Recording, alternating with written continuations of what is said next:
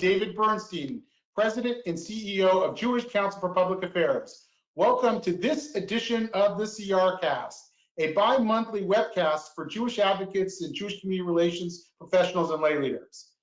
This is really a special opportunity. It's been an amazing week, actually. We've been doing a lot on the front of Chinese-Jewish relations and Jewish and Chinese-American relations. And we'll talk a little bit more about that. Many of you have been involved with it.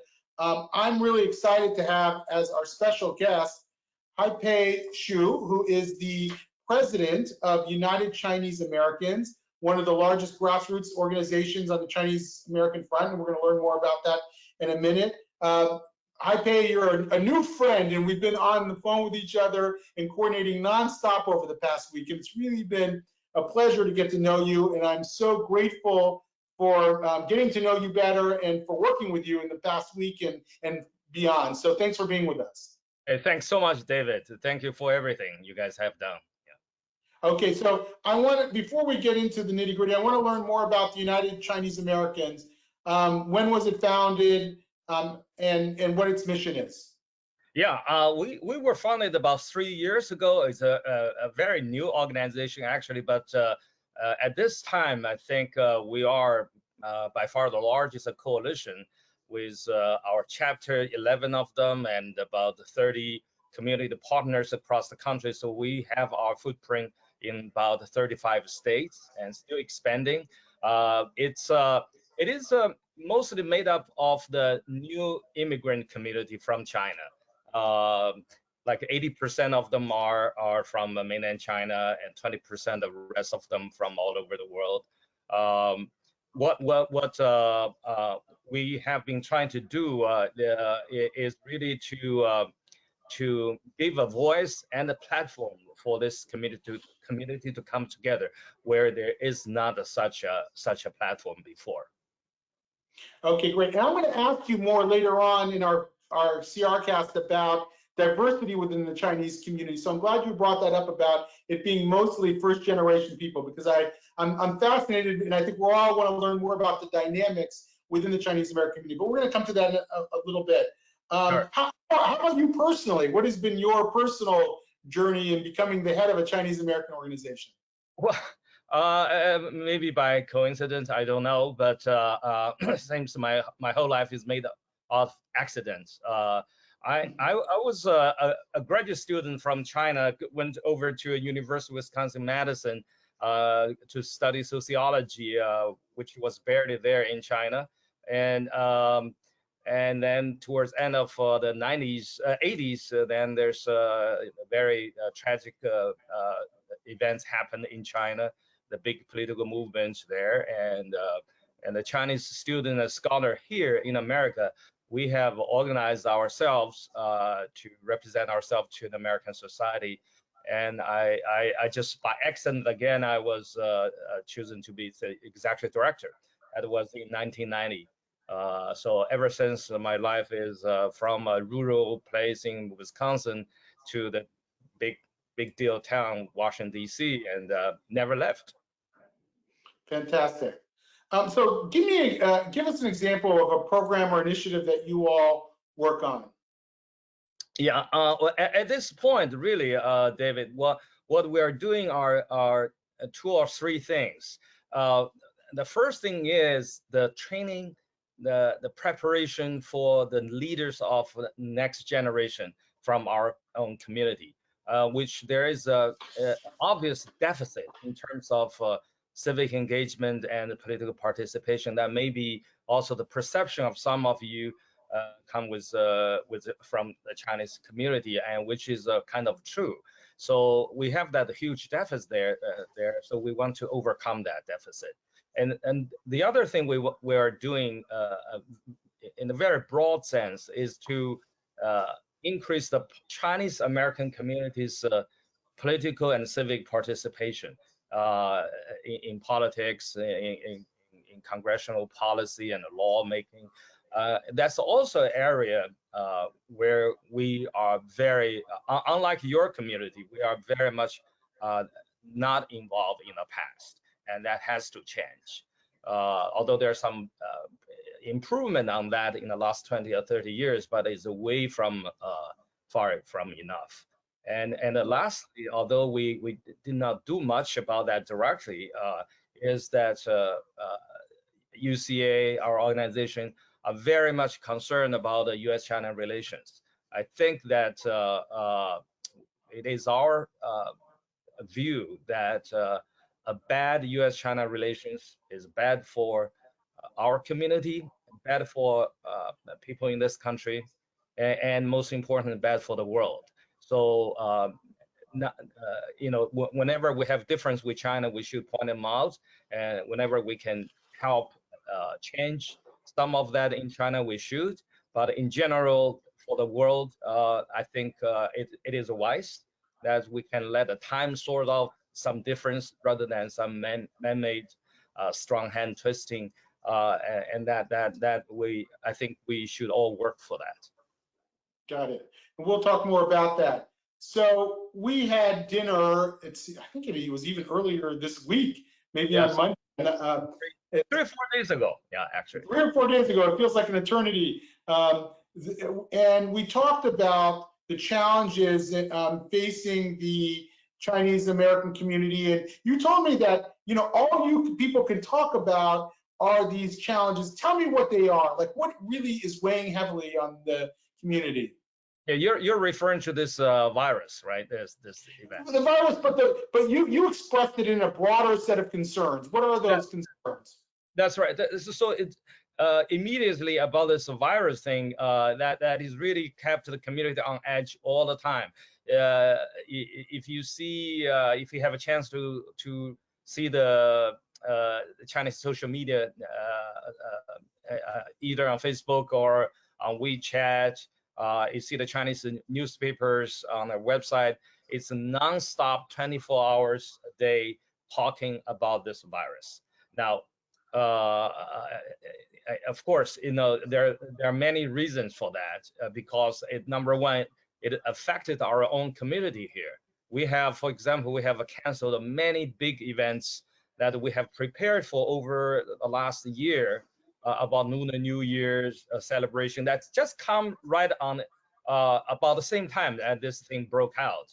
So right. Even though for the rest of America you have done nothing similar to that nature, but we have totally changed our behavior in our community because of that. And the second is affecting many of our distant families in China, our own schoolmates, friends, colleagues. So that is also hurting us badly. And some of us even have friends dying because of that. And lastly, of course, we see there's some rising level of xenophobia, it's an old stereotype about Chinese this or Chinese that. People have named the virus called Chinese virus or communist China virus and whatever. So and there are some quite a few incidents in some small way, nothing as bad as 2018 what happened to Jewish community in Pittsburgh, but it's you start to see that around you, and you become very, very anxious and frustrated sometimes. And you're hearing reports from people, your members and others, that they're really feeling this in the air and they're experiencing this in their daily lives? Oh yeah. I have not myself experienced anything like that, but in the social media network, you see reports of that once in a while. I saw several one of in my own reading of that. Right. Okay. And by the way, the business is very badly affected because of that. You go to some Chinese Chinatown or places where there's a high concentration of Chinese population. Many times the restaurant just empty. Yeah. Yeah. So do you have any statistics on Chinese businesses and how they're affected, or is it too early to be able to tell? It's hard to tell, but it's absolutely taken toll. I checked with the two Chinese restaurant I frequented in Washington, D.C., both boss told me their business are down. And this is in Washington, D.C. downtown, where there's not a large Chinese community there. But I have friends who live in Chinatown in Houston, and he said the restaurant business is really, most of the business is gone. Wow. Yeah. We've heard, I've heard the figure 50% business decline in Chinese restaurants alone, which is just, and that's not Chinatown. These are the restaurants that are located outside of those main areas. Well, where you live, David, is a capital of Chinese food in Rockville, Maryland. I think it's easy to find that out. Yeah. Yep, we will do that. We sent you a letter this last week. Not just you, but we sent Chinese American organizations a letter. It was signed by about 75 local Jewish community relations councils and 11 national organizations. We knew, we knew, hoped it would make an impact, but I have to say that it surprised us how it made an impact, not only among Chinese Americans, but among Chinese as well. And we've been in a media whirlwind the past week. It's been fascinating and heartening as well. Tell us how it was received by the Chinese American community.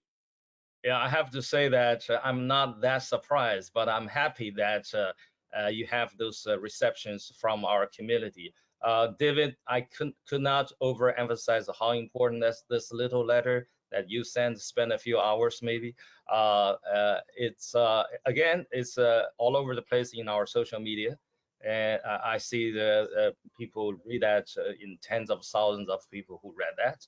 I also noticed that it is in our print newspaper, and of course you were also interviewed by Chinese national TV on that. And I see the news dispatch of this story online too. I have to tell you too that yours is the very first one, the first letter that come from of all communities in this country. Our Jewish brothers and sisters has sent the very first one, so it's very unique and very comforting for us. Yeah, thank you. That's wonderful. And you sent us back a beautiful letter.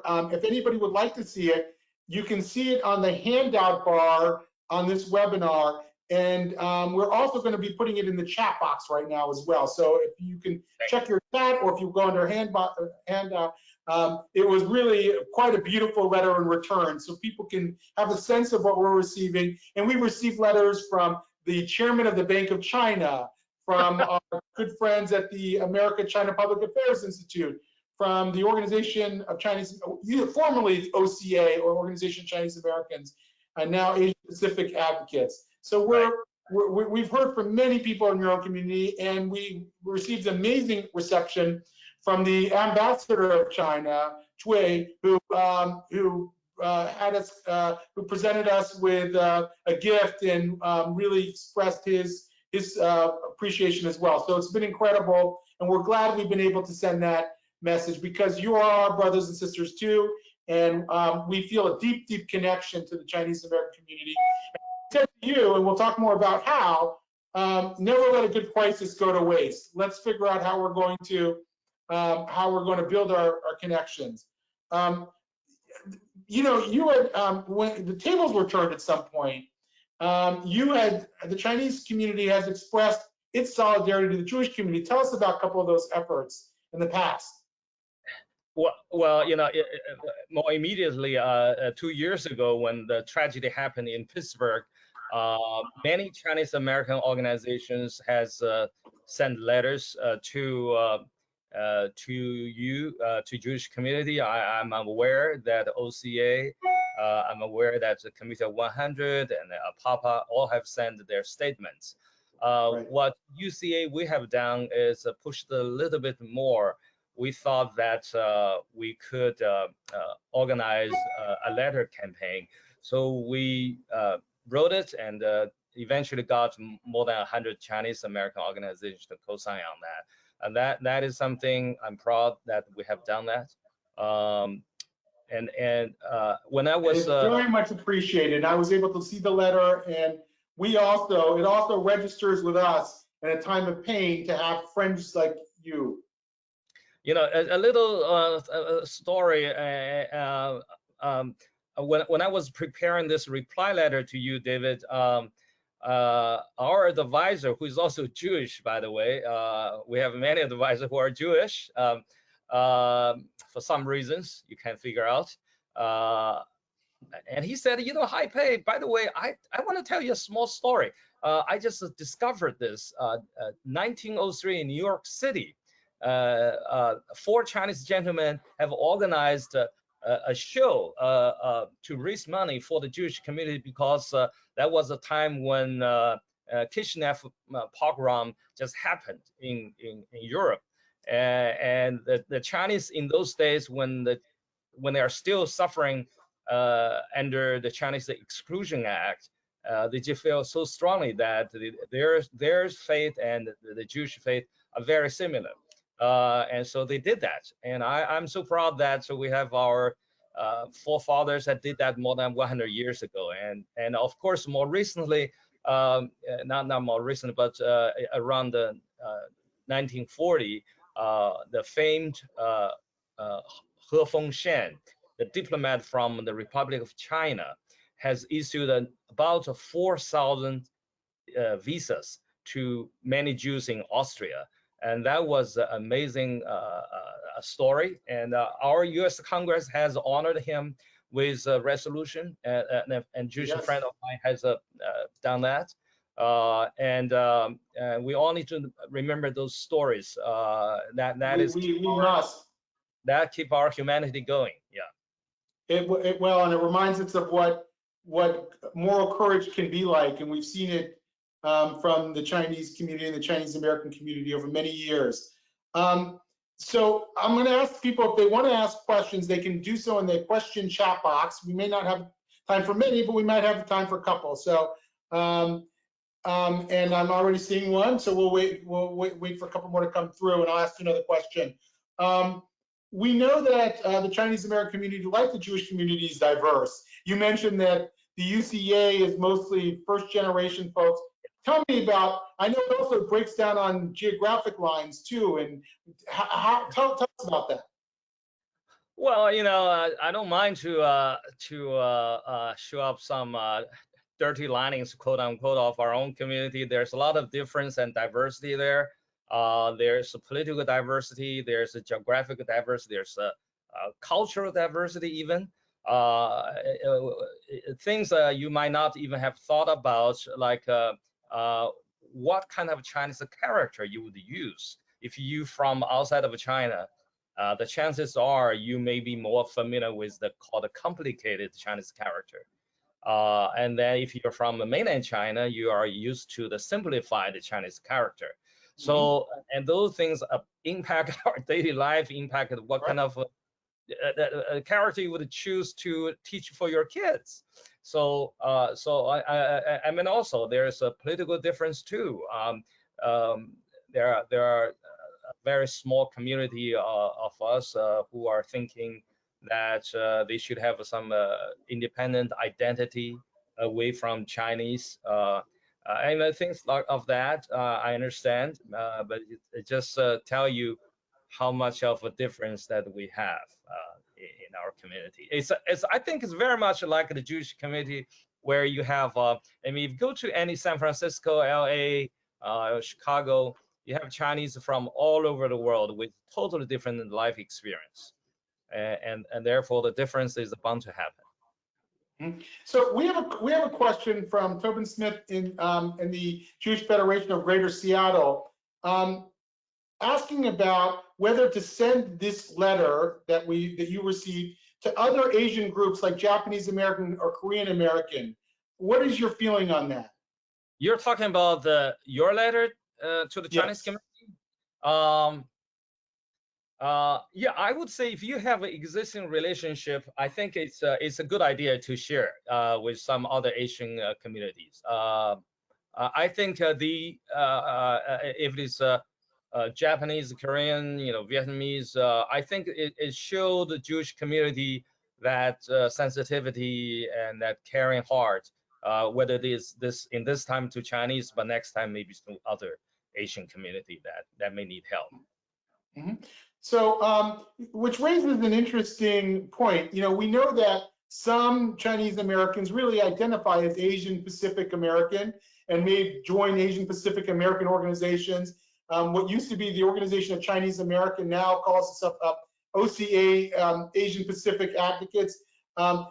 What is the dynamic there between Chinese American and Asian Pacific American and other groups? How do you all fit together? Well, David, you know too much about this. I only kind of admire, we're jealous of Jewish community. You don't have to worry about becoming a pan-white European nation. You keep your identity. Now, having said that, there is a convergence among the Asian American community to converge, especially in politics and professional life. And for example, Asian Pacific American Lawyers Association, Asian Pacific American Journalists Association, those are very, very successful kind of a convergency group. And especially for our next generation, our kids, they make a lot of sense. However, I do think that each community of us need to have our own identity and to carry on our own culture, our language, things like that. And therefore, we are quite aware of that. We're trying to work with everybody else, but we at UCA want to keep that identity going. Okay, well, we got another question from the audience asking what can we do right now beyond sort of the symbolic outreach of writing a letter? What are some of the specific needs in your community that could help us, show our full sense of solidarity to you? That is a fantastic question. David, you and I talked about that actually when we met. I also would like to move beyond the symbolic letter exchange, although this is very important. In a democracy like this, I think the citizens on different levels need to do something more. Given the very unique closeness of the Jewish and the Chinese community, I think the sky is the limit. It's hard to think about anything specific at this point, but I do think that if it is not too much, we maybe think about some kind of Jewish-Chinese council or some loose communications platform where the leaders of our two community can be made aware and kept up on what's happening in our two communities, and that is very much needed. By the way, David, I want to say this. This is 2020 this year, and this decade will be the most critical decade for US-China relations for Chinese American in this country.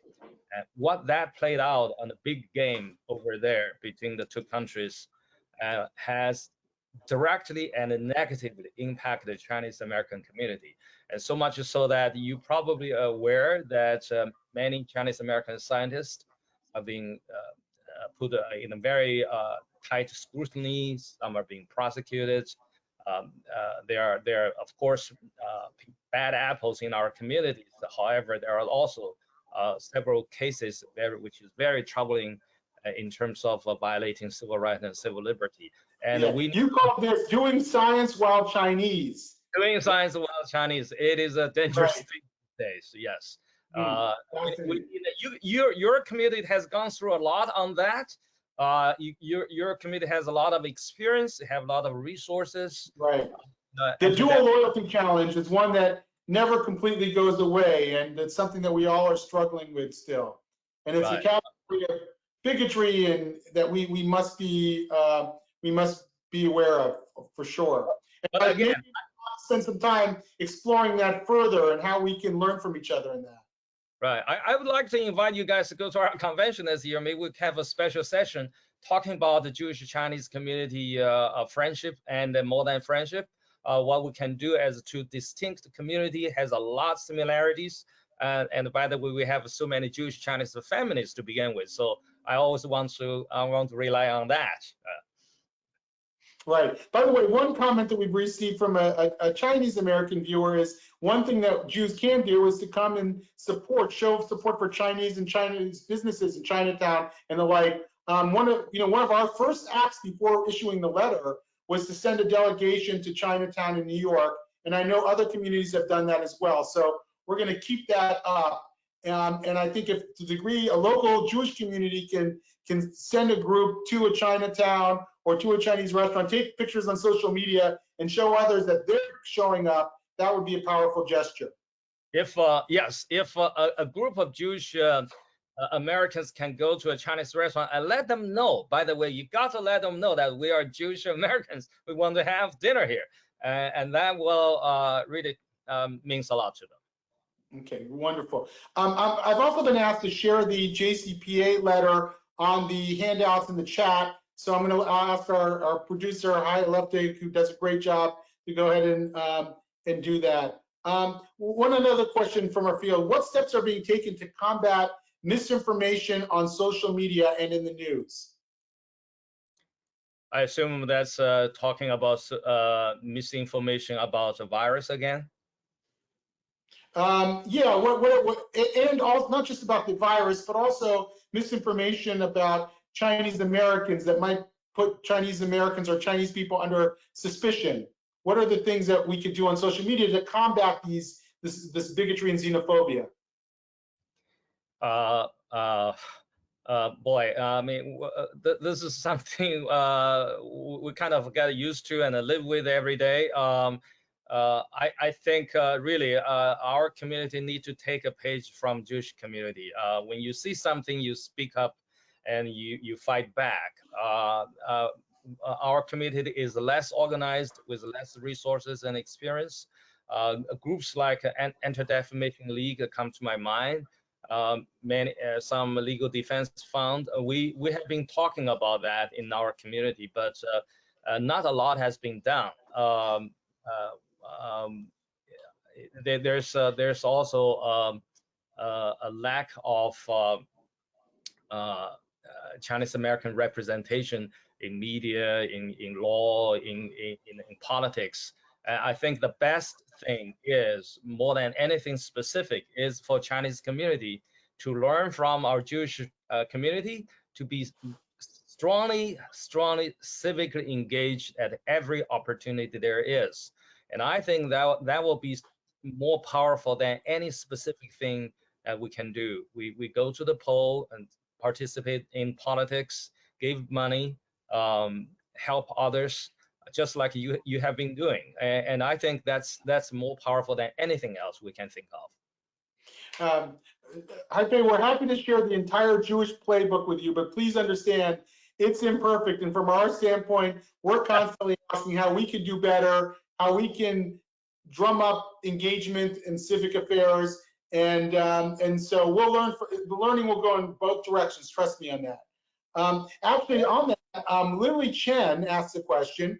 Future collaboration. How about for Jewish communities sharing best practices in developing our next generation youth, such as civic engagement internships and leadership skills? So we're going to put that on the list of things that we could possibly do together. And so I guess that's going to be my last question to you. What do you see as the potential for Chinese-Jewish relations, Chinese-American-Jewish relations moving forward? Where do you see us going? What are some of the possibilities, locally and nationally?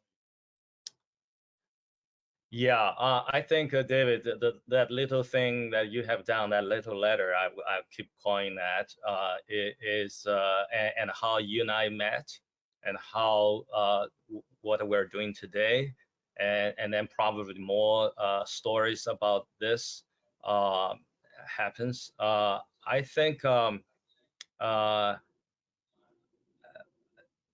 again, maybe at some local level, some Jewish organization and some Chinese organization can start to get to know each other, and we would love to play a role in that, kind of a match, Yes. right? So if you have a group in for example, in Charlotte, North Carolina. We know which Chinese organization is best suited for doing doing that, and we can match that. And some places we have our chapter, which is usually our chapter has gathered very many beautiful Chinese great people, leaders in our communities, and they can start talk on the local level. But I also think there's something, this is maybe back the challenge to you, David. What we can do together, maybe at some point, I'm just brainstorming, that we could have a small retreat. We gathered Chinese and Jewish community leaders, maybe not more than 50, maybe 30 or 40 of them. Let's get together for one day and see what happens. I believe in people get together, and something good usually will come out of that. I have no doubt, and let's put that very high on the list. All right. By the way, those of you who want to have a copy, and I know many of you have, of the letter that was sent to our Chinese and Chinese American friends, it is under handouts on this, and we'll try to send it by email as well. I know some of you might not have gotten directly. We'll send it to you. And it's in both the Chinese and the English version. So you can see it under handouts and possibly under chat as well. So Haipei, this has been a great conversation for us, and it's going to be a continuing conversation. I would urge both the Chinese and the Jewish friends who are on this call not to lose this moment, that it's not enough to send a letter back and forth, but to, follow up with a meeting in Chinatown, or a coffee, or a joint program. Invite each other to your board meetings. Really give this the human dimension. Let's make this an opportunity to transform the Chinese-Jewish relationship. We are two communities that share the same space very often. We're in the same schools, same neighborhoods. Let's really build this connection out. David, same family. I have to stress that. Same family in many cases as well. Yes. Well, huge number of that. A disproportionate number of that Chinese-Jewish family together.